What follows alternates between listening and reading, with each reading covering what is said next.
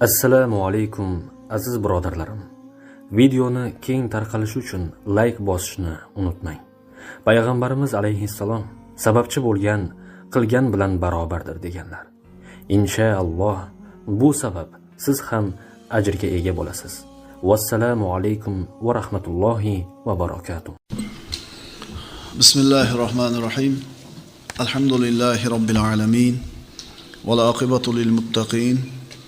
والصلاة والسلام على سيدنا محمد الصادق الوعد الأمين. اللهم لا علم لنا إلا ما علمتنا إنك أنت العليم الحكيم. اللهم علمنا ما ينفعنا وانفعنا بما علمتنا وزدنا علما.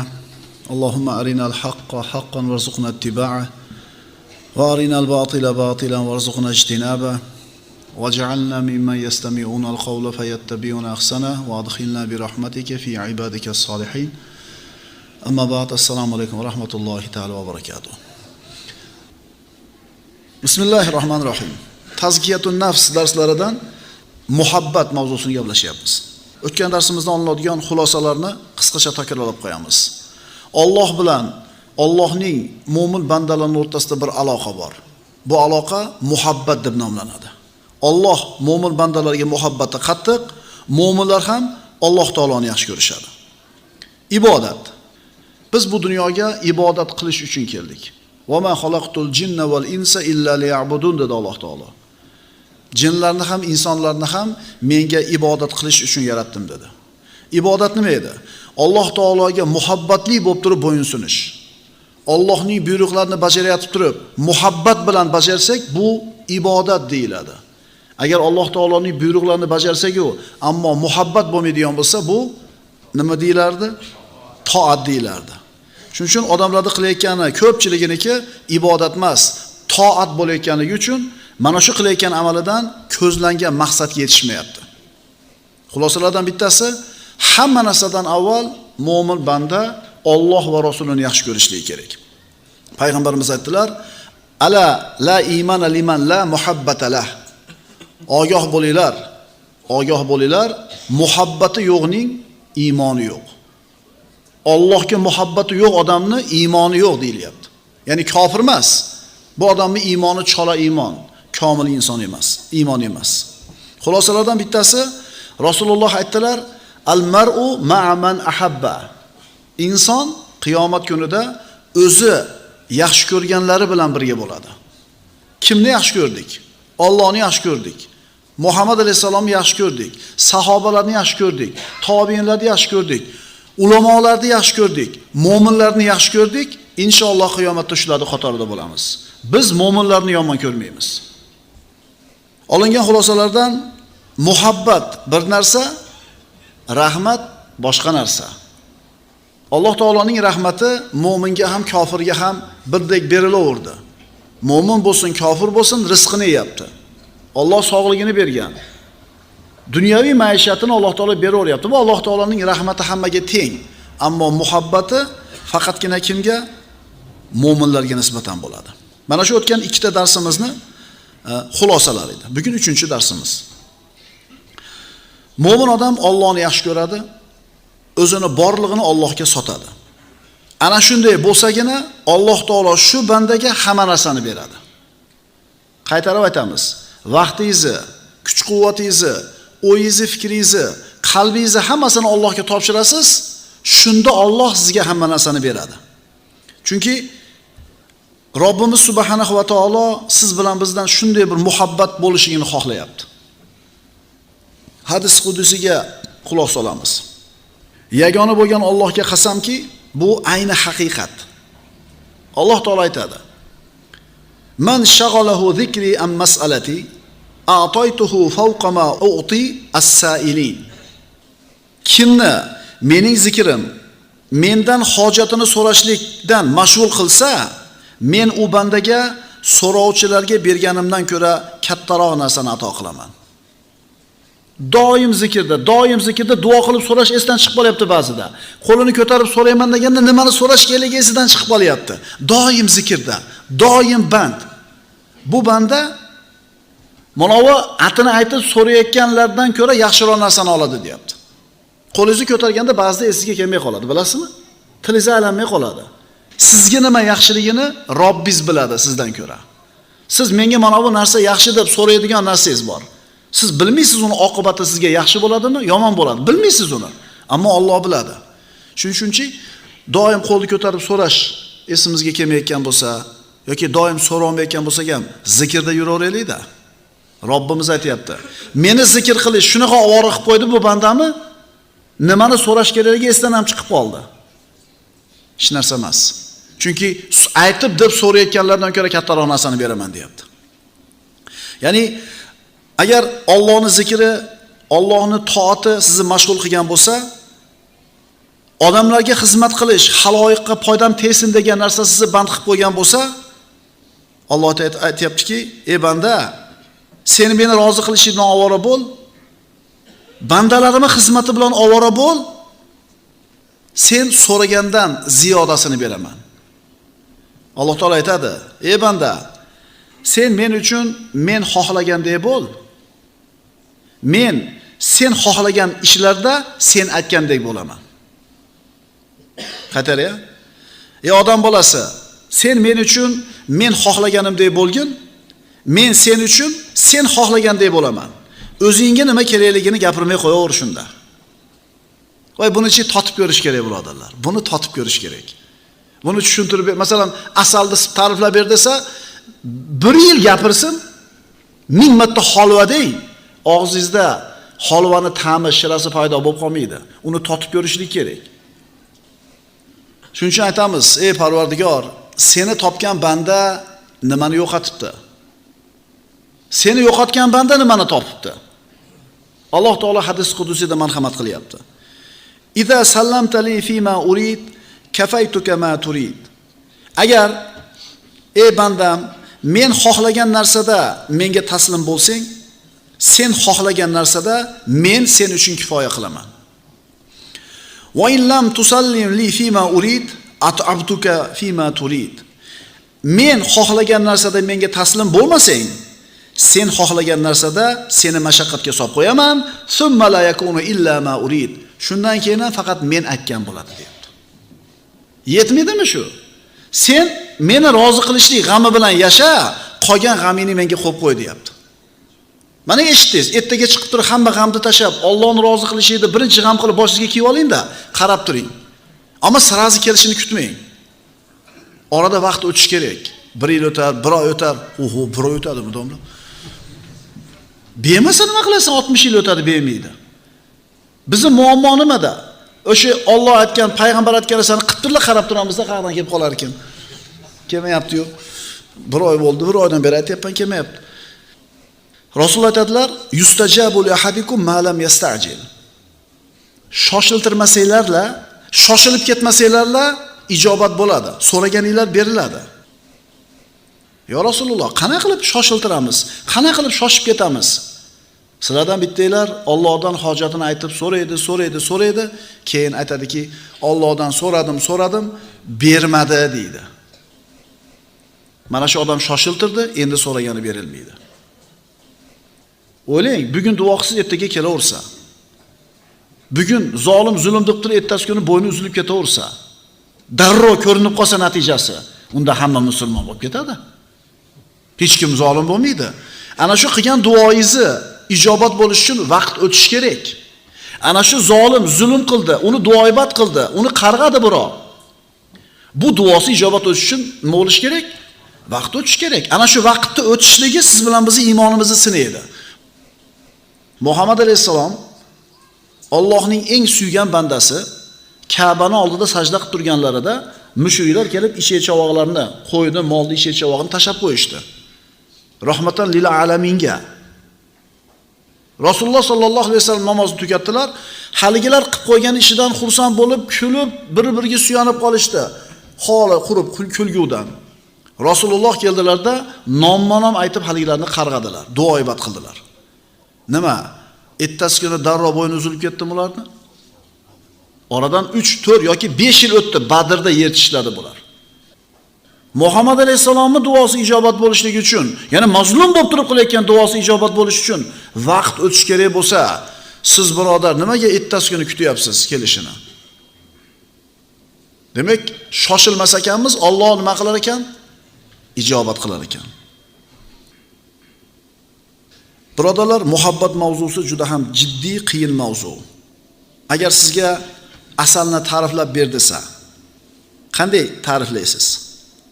Ketdi, ta'riflayapmiz. Asal qanaqa? Shira, suyuq, qo'yiq, bor u ham. Burunni kesadi hidi, yopishqoq, ochib qo'ysang hasharotlar keladi. Xo'p, bir odam asalni ta'riflab 5 ta kitob yozdi. Lekin shu 5 ta kitobni o'qigan odam asalni mazasi qanaqa ekanligini idrok qila oladimi? 5 ta kitob o'qimasin. Ta'riflamasin, bir qoshiq bersin, shuni yeb ko'rsin-da, bo'ldi, asalda nimaligini biladi. Xuddi shunga o'xshagandek, lillahil matalul a'la, xuddi shunga o'xshagandek, Allohga bo'lgan muhabbatni biz har qancha ta'riflab bermaylik bir-birimizga, uni bir marta totib ko'rmabsizmi? Muhabbatni ta'rifini eshitgan odam bilan muhabbatni o'zini totib ko'rgan odamning o'rtasida qancha katta farq bor? Totib ko'rganmisiz shuni? Totib ko'rganmisiz? Totgansiz, esdan chiqib qoladi. O'sha hojatingizni aytdingiz, yillar davomida ijobat bo'lmadi, bir kun keldida bir ish bo'lmoqchi bo'ldi, siz haligi narsani xohlamadingiz. Falon joyga borib keling dedi, unamadingiz, qisqa yurib, bo'g'i yurib olib ketishdi. Boruvdingiz, problemangiz hal bo'lib qoldi. Ana o'sha yerda muhabbatni his qilgansiz. Parvardigor, sen shu problemamni hal qilib beray debsan, shu hojatimni beray debsan-u, men xohlamasam ham nima qilib qo'yibsan? Bir tonna tilla dedi bir kambag'al odam. Bir tiyini yo'q. Endi bir odamning haqiqatan bir tonna tillasi bor. Ikkalasi ham bir tonna tilla dedi. Endi bir tonna tillasi bor odamning holati bilan bir tiyini yo'q odamning holati bir xil bo'laveradimi? Shuning uchun birodarlar, Allohga muhabbatim bor deb hamma gapiraveradi. Allohni yaxshi ko'raman, Allohga muhabbatim bor deb turib, insonning qalbida iztirob, qo'rquv, xavotir, siqilish, g'am turibdimi? Demak, bu da'vosi yolg'on. Allohga muhabbati bor odam iztirobda bo'lmaydi, siqilishda, g'amda bo'lmaydi. Mana endi tushunyapsizlarmi muhabbatning nimaligini? G'am yo'qmi qalbimizda? Bor. Siqilish yo'qmi? Bor. Noshukrchilik, norozichilikchi? Albatta bor. Demak, hali biz muhabbatni nima qilmadik? Totib ko'rmadik. Ammo Allohni fe'lan yaxshi ko'rgan bo'lsang, haqiqatan qalbingda Allohga nisbatan muhabbat bo'lsa, Alloh seni qalbingga nurni ato qiladi. Tilingga hikmatni beradi. Buni totib ko'rsang keyin bilasan. Insonning ruhiy holati chatoq bo'ladigan bo'lsa, stress bo'ladi, infarkt bo'ladi, insult bo'ladi. Mo'min odamchi Allohga muhabbat bilan qalbi to'lib toshgan bo'lsa, Alloh beruvdi, Alloh oldi deydi. Bergani ham sinov edi, olib qo'ygani ham sinov bo'ldi deydi. Xotirjam turadi. Men shukr keltirib, sabr qilib rozi bo'lay, Alloh bundan ziyodasini beradi deydi, xotirjam bo'ladi. Astagfirullah. ولا تهنوا ولا تحزنوا وانتم الاعلون ان كنتم مؤمنين. In kuntum mu'minin. Agar sizlar mu'min bo'lsanglar, kufrga qarshi kurashda sustlashmanglar va Uhud jangida mag'lub bo'lganligingiz sababli g'amgin bo'lmanglar. Agar haqiqiy mu'min bo'lsanglar, sizlar oliysizlar deyapti. Agar haqiqiy mu'min bo'lsanglar, agar qalbida Allohga muhabbati chin bo'lsa, Alloh bu mu'minning qalbiga quvvatni beradi. Bu hech qachon tushkunlikka tushmaydi. Alhamdulillah, Alloh taolo bu eshikni yopsa, rizq eshigini, boshqasini ochadi deydi-da, hali do'konda egalari nomard bo'ladi ko'pchilik o'rinda. Ha, bo'lmaydi do'koni borlar. 1 yilga dogovor tuzasan, yarim yilga yetgandan keyin ko'taramiz dogovor nima deydi, arendani deydi. Shunga guvoh bo'lganlar qo'l ko'tarib qo'yinglar. Yomon alam qilganmi? Aka, dogovor qildik, ya shunaqa bo'lib qoldi uka deydi. Harom haligi odam qilayotgan ishi. 1 yilga dogovor qilding. 10 ming so'mdan senga 120 ming beradi. Bir ting oshcha olsang harom. Shunda siz ma'naviyatingiz cho'kmasin. Jiling, o'zimiz qiladigan bo'ldik. Do'kon yurguchi qo'yib berdi, klient o'rgatgandan keyin jiling deyapti. Как будто sizni rizqingizni olib oladigandek. Va sizni ham muammoingiz как будто sizni rizqingizni olib oladigandek his qilyapsiz. Ha, Alloh bu eshigini yopsa, nima qiladi? Ketavermaysizmi xotirjam? Ha, mehnat qildik, ha, achinamiz, lekin demak Alloh shuna bo'lishini xohlabdi, ketaverasizmi? Buni nimasi bor? Nima u? Nima u hikmat? Tushunyapsizlarmi? Allohga qalbida muhabbatda sodiq, chin bo'lgan odam Alloh bu bandaning qalbiga xotirjamlik solib qo'yadi. Akaxon, ishingiz orasida jonim olarmidingiz? Bu alamdan aytiladigan gap bizniki. Chunki boshqa gap qolmadi aytadigan. Yo siz uni boshida ayting. Aka, rizqimiz Allohning qo'lida. Sizni do'koningizmi, sizni ishxonangizmi, boshqa yerda ham rizqimizni ko'raveramiz. Chiroyli muomalangizni qilavering. Yo agar jilishimizni xohlayotgan bo'lsa, bu hiylani keragi yo'q, shuni berib ketaveramiz. Agar seni qalbing Allohga bog'langan, unga muhabbatli qalb bo'ladigan bo'lsa, seni ma'naviyating, ruhiy holating albatta oliy va doim baland bo'ladi. Tushkunlikka tushmaysan. Muhabbat nima? Muhabbat sobitlik va doimiylik. Muhabbat nima? Muhabbat mag'iz ma'nosida. Ayrim ulamolar aytishadi, muhabbat dinning mag'izi. Dinning mag'izi. Iymon nima? Iymon Allohga muhabbatingni bor bo'lishi, uni yaxshi ko'rishing. Hadisda aytilganidek. Muhabbatning ma'nosi saqlashlik va to'xtashlik. Allohga muhabbati bor odam Allohni hududlarini saqlaydi. Alloh to'xta degan joyda nima qiladi? To'xtaydi. Mo'min odamdan yaxshilik kutsa bo'ladi. Chunki uni to'xtaydigan joyi bor. Bir chegara borki, qizil chiziq o'sha yerga borgan to'xta u yog'iga o'tmaydi. Undan xotirjamsiz. Urushadi, g'iybatingiz qiladi, so'kadi, lekin u yog'iga o'tmaydi deysiz. Chunki muhabbati borda. Uni nimasi bor? Qizil chizig'i bor, u yog'iga o'tmaydi. Ammo mo'min bo'lmagan odamdan hamma narsani kutsa bo'ladi. Muhabbat nima? Muhabbat bu ichki tuyg'u. U ko'zga ko'rinmaydi. Ammo u tuyg'uni bizning zohirimizda ko'rinishi bo'ladi. Qalbda nima bo'lmasin, albatta u narsani aksi ustimizda ko'rinadi. Qalbda nima bo'lsa, zohirda shu narsa ko'rinadi. Muhabbatning ta'rifi. Turli ta'riflar kelgan, shundan bittasi muhabbat qalbning doimiy moyilligi. Qalbni doim Allohga moyilligi. Munofiqlar, nifoq ahllari Allohni unutishadi. Dunyosiga sho'ng'ib ketadi. Mushkullar bilan ovora, dunyosiga kirishib ketgan. Ammo iymon ahllari esa doim Allohni zikr qilishadi. Chunki Robbisini yaxshi ko'radi. Kim bir narsani yaxshi ko'rsa, shu narsani ko'p zikr qiladi. Shu haqida ko'p gapiradi. Siz nima haqida ko'p gapirasiz? Xo'p, biz nima haqida ko'p gapiramiz? Variantlar. Futbol, mashina, tijorat. Demak, shu narsani yaxshi ko'ramiz. Endi sizni majlisingiz, sizni ulfatlaringiz nimani ko'proq eslashadi? Demak, shu narsaga muhabbati bor. Demak, u haqida gapirmayapmizmi? Demak, unga nimamiz yo'q bizni? Muhabbatimiz yo'q. Muhabbat har holatda Habibning yo'lida bo'lishlik. Endi qalbida muhabbati bo'lmagan odamlar masjidga kirganda namozni qiyomaga yetkazib o'qiydi. Sunnatlari bilan. Endi uyiga borganda nari-beri o'qib qo'yadi, sunnatni o'qimaydi. Demak, muhabbat yo'q. O'zini shahrida bo'lganda taqvoli, qoraka, assalomu alaykum, mashalloh, inshaalloh, illo billoh deb yuradi. Lekin boshqa mamlakatga yoki boshqa shaharga borib qoladigan bo'lsa, boshqa holatda. Demak, muhabbati yo'q buni. Payg'ambarimiz sollallohu alayhi vasallam aytadilar: "Man lam yakun lahu wara'un yasudduhu an ma'siyati llahi idha khala, lam ya'ba Allohu bi shay'in min amalihi." Kimning yolg'iz qolganida uni haromdan to'sadigan taqvosi bo'lmasa, Alloh uning qilgan amalidan birontasiga qaramaydi. Yolg'iz qolganingizda ham sizni gunohdan to'sadigan taqvoingiz yo'qmi? Sizni Alloh taolo bitta ham amalingizga qaramaydi. Kimligingizni yolg'izligingizda biling.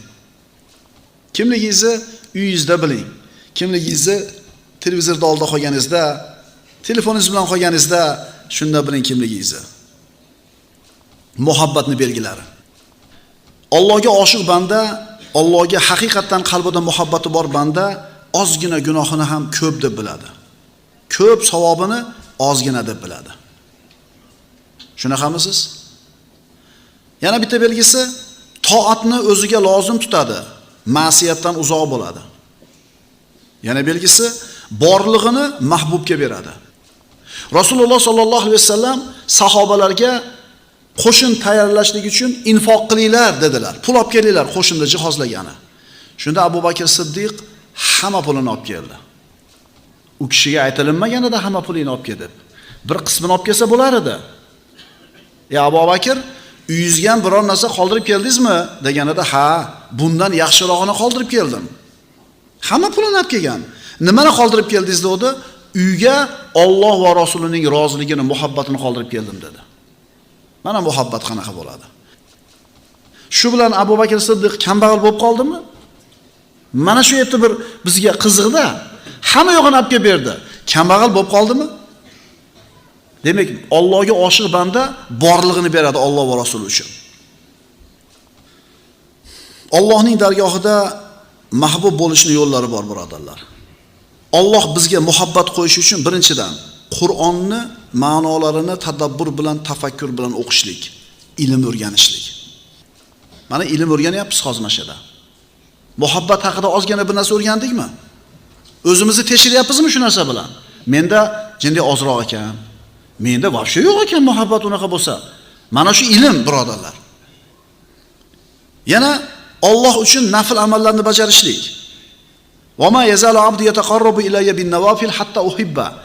Bandam deyapti Alloh. Nafl amallarni qilib boraveradi, nafl amallarni qilib boraveradi, farzlarni qilib bo'lgandan keyin men shu bandani yaxshi ko'rib qolaman deyapti.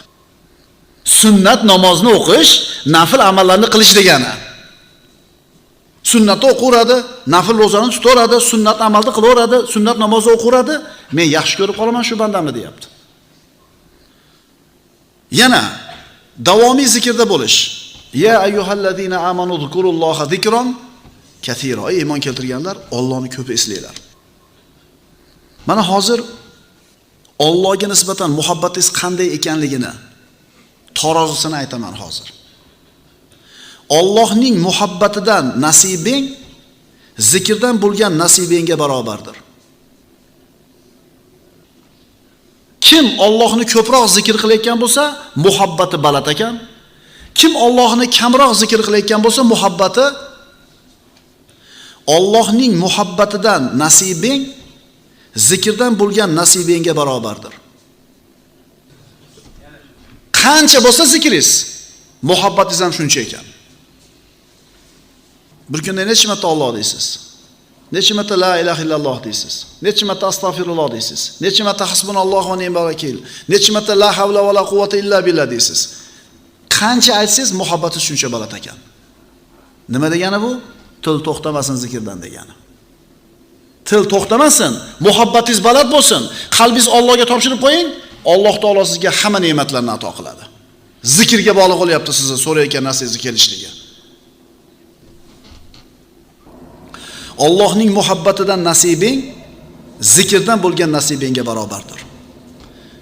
Muhabbati belgilaridan havoi nafs yengib turganida o'zing xohlagan narsani emas, Allohni xohlaganini qilishing. Mana chanqab turibsiz, ichkisiz kelyapti, nafsingiz ovqat yegisi kelyapti, lekin nima qilyapsiz? Yemayapsiz. Muhabbatning belgisi. Muhabbatning belgisi. Yana bitta bir belgisi Allohning yaxshiligi, ihsoni va marhamatini mushohada qilish, eslab turish. Va in ta'uddu ni'matallohi la tuhsuha. Allohning bergan ne'matlarini sanasanglar, tamomiy yetkaza olmaysizlar. Muhabbatning belgilaridan qalbning siniq bo'lishi. Insonning Allohga bo'lgan muhabbati ko'paygani sari qalbi siniq bo'ladi. Allohning huzurida qalbingiz siniqligi ziyoda bo'ladi. Muhabbatning belgilaridan bittasi Allohga sodiq, haqiqiy oshiqlar bilan birga o'tirishingiz. Mana shunday majlisni yaxshi ko'rishingiz. Mana shunday odamlarni yaxshi ko'rishingiz. Agar siz dunyo ahllarini yaxshi ko'rayotgan bo'lsangiz, ular bilan birga o'tirishni yoqtirayotgan bo'lsangiz, siz hali muhabbatdan uzoq ekansiz. Siz yaxshi ko'rayotgan majlis sizni kimligingizni bildiradigan alomatlardan bittasi. Agar Allohga oshiqlardan bo'ladigan bo'lsangiz, sizni Allohdan to'sadigan, Allohdan hijoblaydigan narsalardan qochasiz. Agar vahiy kech qolib qolsa, Rasululloh sollallohu alayhi vasallam xavotir olib aytar ekanlarki, "Ey Oysha, men o'zim bilmasdan sadaqa xurmosidan yeb qo'ydimmikin?" der ekanlar. Qanday balo kunda tug'ilgansan? Nimaga onangga o'xshamaysan? Qanaqa bir odamsan? Demasdan ota, o'zimdan o'tib qoldimikin? Shu ikki o'g'lim yaxshi, uchinchisi jindek qanaqa chiqib qoldi? Deganda bu bolani ayblayvermang. Amaki, bu ham o'sha sizni xotiningizdan, sizdan bo'lgan bola edi. Mana akalarning ukasi edi. Nimaga shunaqa bo'ldi desa, o'zidan qidirar ekan oshiq odam. Mendan o'tib qoldi-yo. Mana shular siz bilan bizni Allohga muhabbatli bo'lishimizni sabab ishlardan edi. Alloh azza va jalla o'zi yaxshi ko'rgan, Allohga oshiq bo'lgan, muhabbatli, haqiqiy sodiq bandalardan bo'lishimizga o'zi tavfiq bersin. Chunki biz har qancha muhabbatli bo'laman deb harakat qilmaylik, har qancha o'zimizni jonimizni qiynab bir amallarga o'zimizni urmaylik, agar Alloh yo'lamasa, Alloh qo'llamasa, biz hargiz muhabbatli bo'la olmaymiz. Aqulu qawli hada